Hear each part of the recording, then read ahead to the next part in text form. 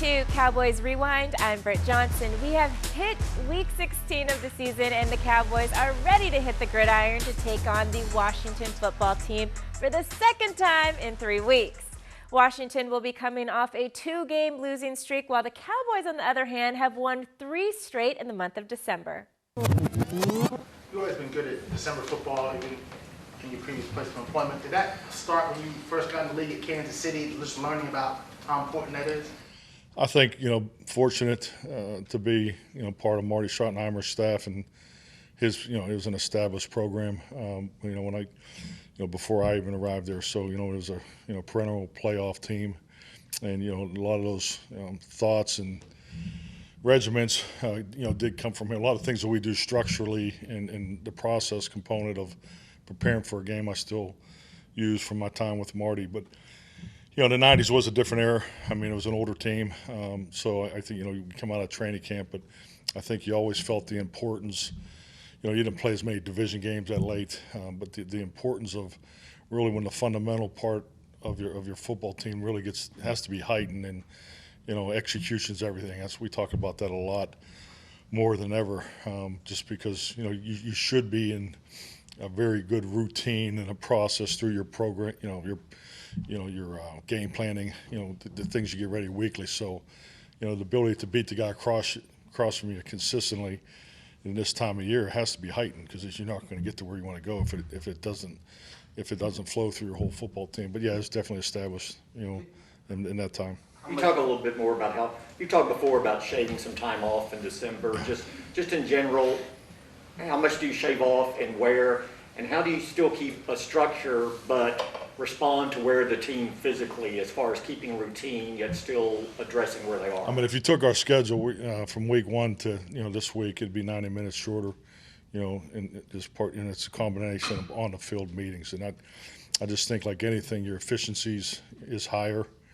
You have to. I mean, frankly, you just got to practice what you preach. I mean, physical, mental, and emotional stress is additive. So, I mean, being in tune with that, and the stress that the players go through later in the year is higher. You got to recognize the holiday season and handling success. I mean, we're having success as a football team. We have individuals that are having success probably higher than they may have had in the past. So you have to handle those things, and it just, it's not just a PowerPoint presentation. So I think the ability to make it flow as part of your workday, I think it's real important. The Cowboys head into Week 16 with a record of 10-4, but haven't clinched the division just yet. Let's dive into that when we return. Cowboys Rewind is brought to you by AT&T and by NFL Game Pass. You'll never miss a game again. Enjoy full and condensed game replays from Week 1 to the Super Bowl.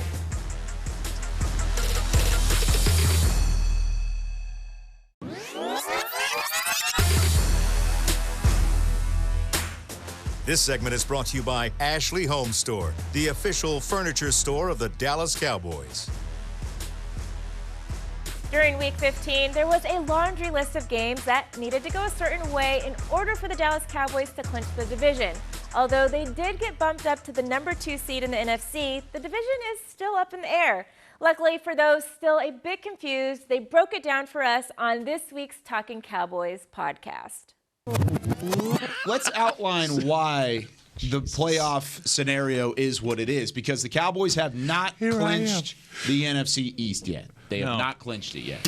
They can clinch it, however, this week with either a Dallas win, a Philadelphia loss, or a combined 1.5 wins from so basically 2 wins from a number of different teams. Too much math. So there's a lot of math in there. That's crazy. The reason why they did not clinch yesterday, there was a chance in Week 15 that they could have clinched. But the reason why is because you needed a slew of games to go your way prior to your game even. I'm talking Saturday, early Sunday to go your way, and it didn't. So it kind of made it to where even if Philadelphia beat Washington last night, if they go into the final week and Philadelphia were to win out, Dallas were to lose out, Philadelphia would indeed win the division. Hear yourself say that again. That's exactly what it is. I don't think that's going to happen. It's That's like a 99.5% chance that the Cowboys win the division right now. The magic number is like 0.3725. Like it's, win a game, or somebody else loses for you, and you're good. You're golden. You don't even have to win or lose out and Philly win out. But if everything else goes to plan and somebody else loses along the way, then you still win the division. Damn. It's really weird. And I can't go through it all. It's a lot in the head. So there's nothing that outlines it specifically. Here's one scenario I do know with an assist from Chris yesterday, because fans are asking if we're jumping ahead here. If the Cowboys, Packers, and Bucks all have the same record at the end, which means who gets the 1 seed? Tampa Bay would win out. Yeah. Dallas would win out. And Green Bay would lose one more is the most likely scenario. There. Yes. It's conference record, correct, Chris? Because they don't all play each other, so there's no head-to-head involved. So Cowboys at the moment, 8-1 in the conference. 8-2 is Green Bay. 6-4 is Tampa. But why wouldn't Tampa be ahead of us, being that they won the head-to-head matchup? The head-to-head does not come into play when it's a 3-team parlay. Yes. Understood. Yeah. So if all 3 teams are tied, the Cowboys have the advantage. And seeing that they would have to win out for that to be the case, most likely they would have an 11-1 record in the NFC. So they would be the top seed. So that's the best case scenario to get to the 1 seed. They're kind of sitting pretty if they just keep winning. I just want to make sure that I wasn't the only one that wasn't worried about the NFC East. Is more so worried about the conference. No. Okay. No, there's a lot of people asking about both. Oh, okay. So everybody's jumping way ahead. Well, I mean, NFC East, just win the rest of your games. Exactly. Just take care of business, right? Get it done. Yeah. The thing about the conference records is if Dallas wins out, the lowest they could be is the 3 seed. And the only reason they could be the 3 seed is if them and Tampa Bay end the season with the same record, because head-to-head then comes into play if it's just them 2. Green Bay would be the 1, then you would have Tampa Bay as the 2, and you would be the 3. So if you win out, you're at least the 3 seed. Cowboys Nation seems to have all the confidence in the Cowboys this week. Stay tuned to find out why. This segment was brought to you by Ashley Home Store, the official furniture store of the Dallas Cowboys.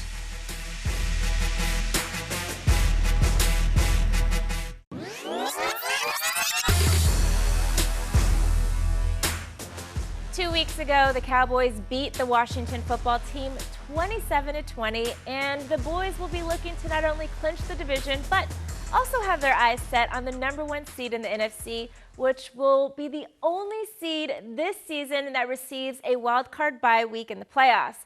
We heard how they need to get it done. Now it's time to execute, and this former Cowboy said this week should be a piece of cake.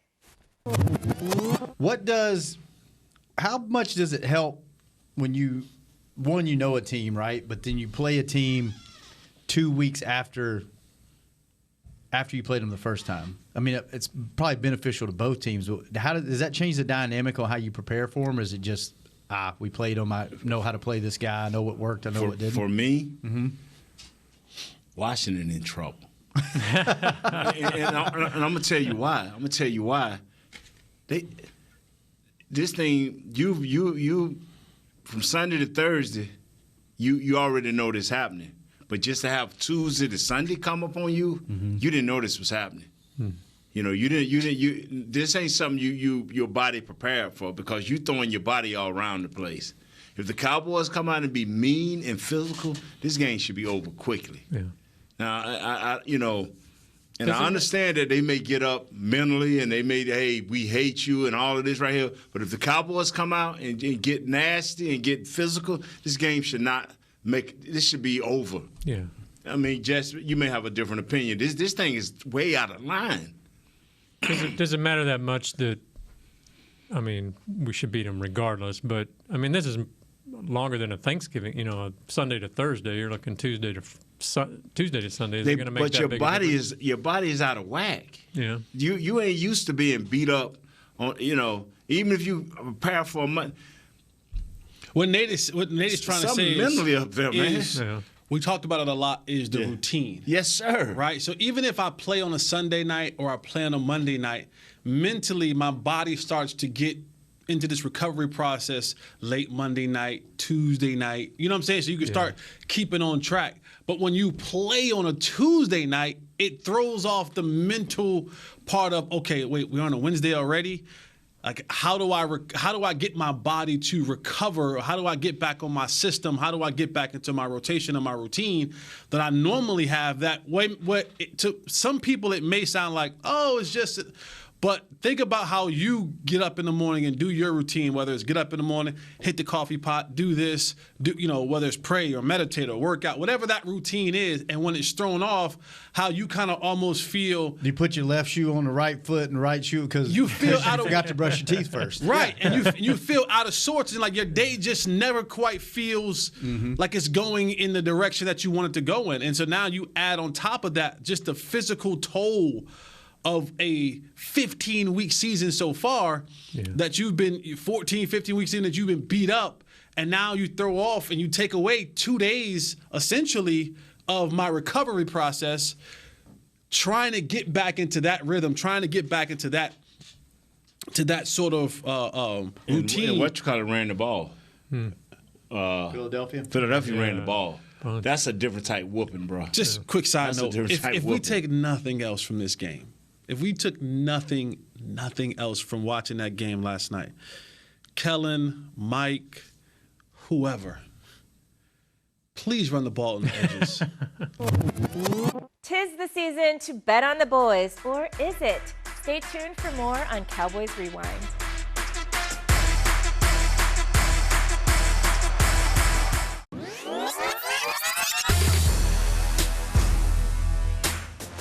Welcome back to Cowboys Rewind. The holiday season is here, and no Cowboys program celebrated better than the Star at Night. As I've already alluded to, let's be real, the best presents are the ones that you don't even see coming. And that's exactly the territory that the Dallas Cowboys are in right now. You wake up Sunday morning thinking like, oh, we might be stuck in the 4 seed. You wake up Christmas week, and everything is shifted. The Cowboys currently sitting at number 2, and with 3 games to play, not to mention the best NFC record of any of these 4 teams, they are very legitimately alive in the hunt for the bye week, which really, I gave up on that probably around Thanksgiving. So the fact that we're here, happy holidays, everybody. I thought you were going to go ahead and tell me that I could expect like a puppy on my doorstep or something. A puppy? Judging by the winter coat my dog's got on right now with all the treats you give him, I just don't know if I trust you to deal with that right now.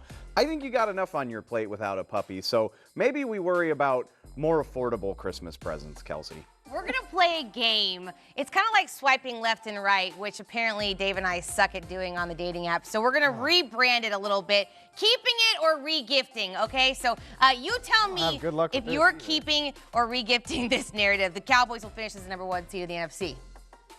I want to keep it. It's kind of like when somebody gives you a gift card for way too much money and you're like, hey, come on. No, I don't do that at all. Well, that's what you should do if you were a better person.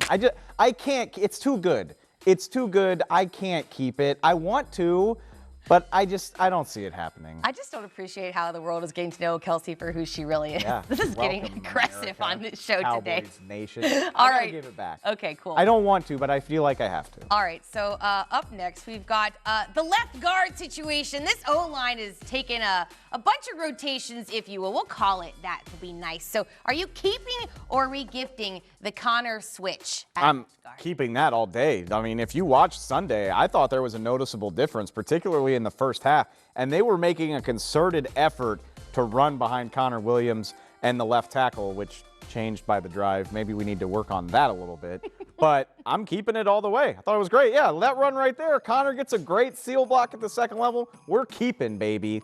Maybe him just not having that full-time gig was just a fire under him that he needed, you know? Okay, so moving on to the next one, though. Let's talk about the defense. We've mentioned it before. It's been a hot topic this season. So are you keeping or regifting the idea that this Cowboys defense can carry this team through the playoffs? I'm nervous, but I'm keeping it. I wasn't expecting this to show up on my doorstep this Christmas Eve. Like a puppy. But it's here. Okay, I get it, okay?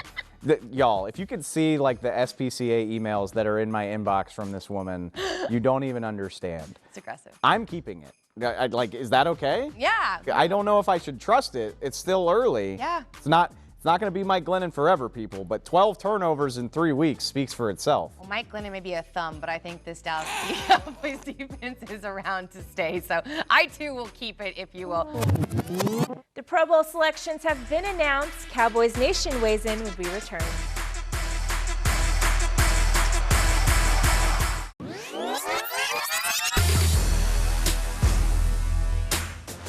This week was not just about the upcoming game against the Washington football team, but of course the upcoming Pro Bowl in Las Vegas as the Pro Bowl selections were unveiled this week.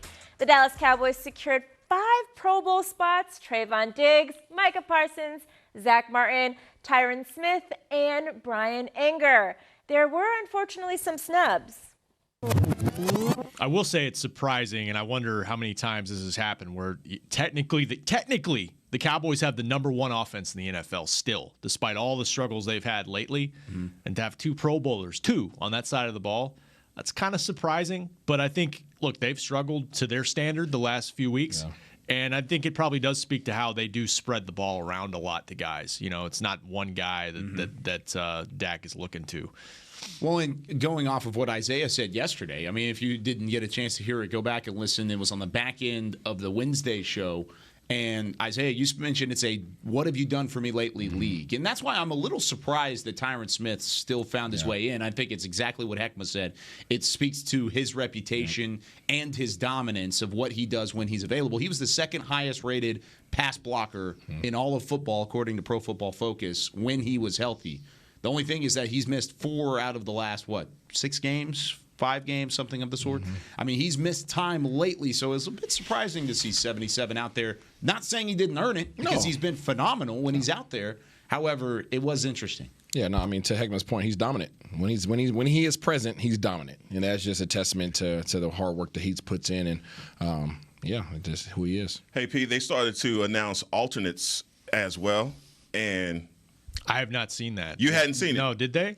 Man, look, I'm not going to jump out the cake because you fact check everything. You know, I heard Randy Gregory was an alternate, so. I know the team doesn't announce them. Okay. But if it's a source kind of thing, then cool. You're my source, dog. What are you talking about? They don't really tell us that. I mean, sometimes we kind of get word, but we never talk about it. But I think that's another example. Randy is like, he's missed some time. When he's been on the field, he has been dominant. Killing it. Know. And I think, Kyle, was there something with the fact that he got put on IR and that affected his Pro Bowl ability to be on the ballot or something? I think that was an issue. Because he was on IR, I think he missed 2 weeks of Pro Bowl voting. Yeah. Something of the sort. It was very odd the way that rule kind of worked into it, but he was not available for the first 2 weeks in order to get that voting. When you watch him play, he looks like a Pro Bowler. Yeah. You know, it's just maybe the whole body work, and obviously there's a lot of talented pass rushers in the NFC. Yeah. Micah Parsons being one of them. So let me ask you this. Let's say everyone is healthy in a perfect world on the defensive side of the football through the first 14 games of the season. Who gets snubbed out of the Pro Bowl and who is, of course, a Pro Bowler? Because I think Randy Gregory's name's definitely on that list. DeMarcus Lawrence's name 100% on that list. Who else? Is there anybody else that you could look at and say that's a definite Pro Bowler? That's a tough one. Side? I don't know. I always say good question when you're trying to buy yourself some time to answer the question. So I don't know. Maybe Neville Gallimore if he plays to the level that you expected him to play, but even that's kind of speculation. It's hard. The other guys in this league at his position are. Yeah. I think I was really shocked at the Jerron Kearse not making it. And I guess because of how effective he is for us. And I would think that everyone around the league that's playing these big nickel packages could see how effective he is at the linebacker strong safety hybrid. Who got in at strong safety for the NFC? I'll have to go look at it. Yeah. Buda Baker and Harrison Smith. Hey, look at him. Hey, he didn't even turn it. He turned his phone. That's as a UW guy. Well, before we get out of here on Cowboys Rewind, we got to hit caption that. Make sure if you want to be part of this amazing show that we do here, Join Dallas Cowboys United on their Facebook. Each week they will post a picture like this one here, and they will write comment below for a chance to be on Cowboys Rewind. So this is our photo. You see Dak and Zeke here having a moment during practice, and our caption that for this week is going to say, Dak, did you see who the second highest scoring team is in the NFL? Zeke? They know. That's right, you guys. I know we've talked so much about how good the defense has been and said that the offense has, been dropping, but they're still the second best offense in the league. So have some faith in your Dallas Cowboys. I'm Britt Johnson. Happy holidays. See y'all next time. Cowboys Rewind was brought to you by AT&T, SWBC Mortgage. Join the more than 120,000 customers that we've helped to find their happier way home. Visit swbcmortgage.com to find a pro today. And by NFL Game Pass. You'll never miss a game again. Enjoy full and condensed game replays from Week 1 to the Super Bowl.